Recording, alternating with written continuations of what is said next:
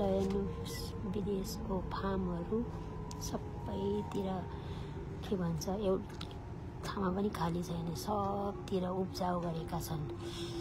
हाम्रो देशमा त पुरै खाली राखेका हुन्छन्।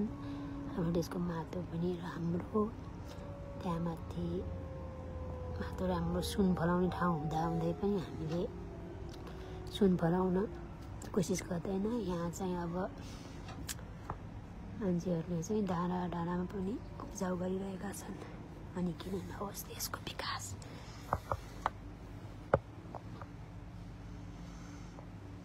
बस्ने ठाउँ पनि कति राम्रो हो, त्यहाँ चाहिँ प्लानहरू लेखेको हुन्छ, बस कतिखेर आउँछ भनेर। बालिन्जी यस्तै प्लान लेख्नु पर्यो बस स्टेसनमा, बस कतिखेर आउँछ भनेर।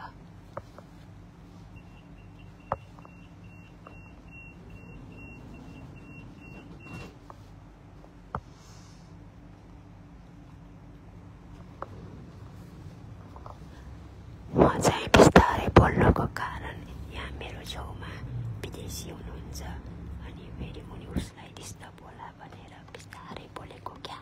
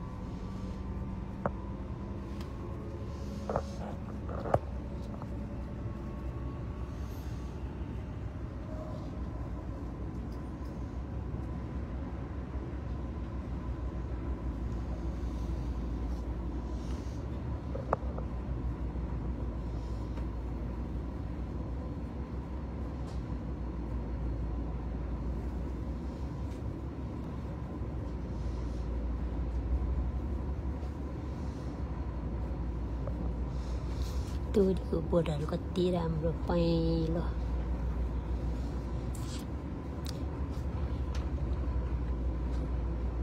तराईको फाँट होइन त यो हाम्रो देशको।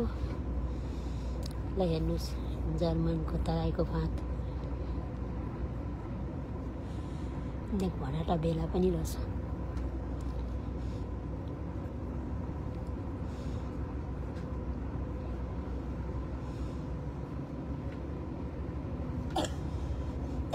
तोरीहरू कति धेरै रोपेको।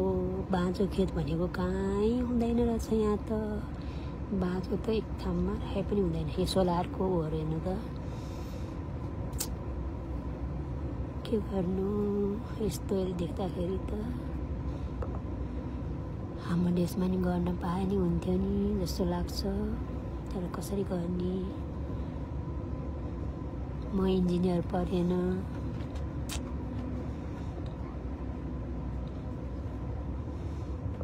त्यो गाउँ हेर्नुहोस् त, यो जर्मनको गाउँ हो। हामी चाहिँ यो के भन्छ जर्मनको भोजपुर भन्ने ठाउँमा, भोजपुरम भन्ने ठाउँमा जानुपर्छ। अनि त्यहाँबाट फ्राङ्कफर्टको ट्रेन लिएर घर पुग्छौँ।